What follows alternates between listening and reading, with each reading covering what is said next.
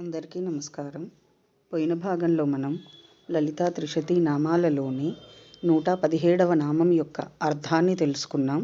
ఈ భాగంలో 118వ నామం యొక్క అర్థాన్ని తెలుసుకుందాం. అస్మద్గురు దివ్యచరణారవిందాభ్యాం నమో నమః. అశేషజనమోహినీం అరుణమాల్యభూషాంబరాం జపాకుసుమభాసురాం జపవిధౌ స్మరేదంబికాం.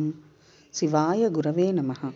శ్రీ గురు పదాంభుజములకు సభక్తికమైన ప్రణామాంజలి సమర్పణతో లలితా త్రిశతి నామ సంఖ్య 118. ఓం హరికేశ సఖ్యై నమః. ఓం హరికేశ సఖీ. ఇది 6 అక్షరముల నామము. ఈ నామముతో మనము అమ్మవారికి సభక్తికముగా నమస్కరించుచున్నప్పుడు ఓం హరికేశ సఖ్యై నమః అని పలుకవలెను. హరికేశ సఖీ.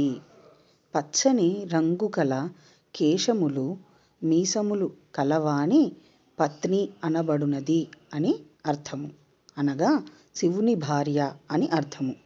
కామేశ్వరుడు పింగకేశుడు, పచ్చని కేశములు కలవాడు. హిరణ్య స్మృశృ హిరణ్యకేశః.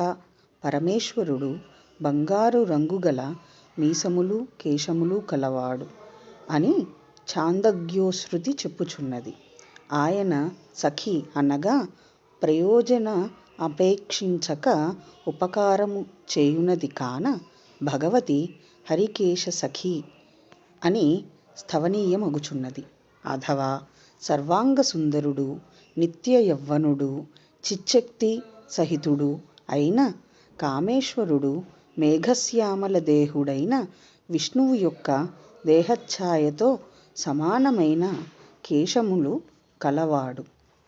తాదృశ కామేశ్వరుని సఖి కాన కామేశ్వరి పరమేశ్వరి శ్రీ లలితా మహాత్రిపుర సుందరీదేవి హరికేశ సఖి అనుచు భక్తులచే పరాదేవి ధ్యానమానమగుచున్నది.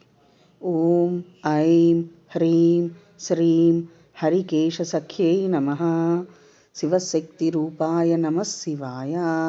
ఓం ఐం హ్రీం శ్రీం శ్రీమాత్రే నమః. సర్వం శ్రీ సద్గురు దివ్యచరణారవిందార్పణమస్తు.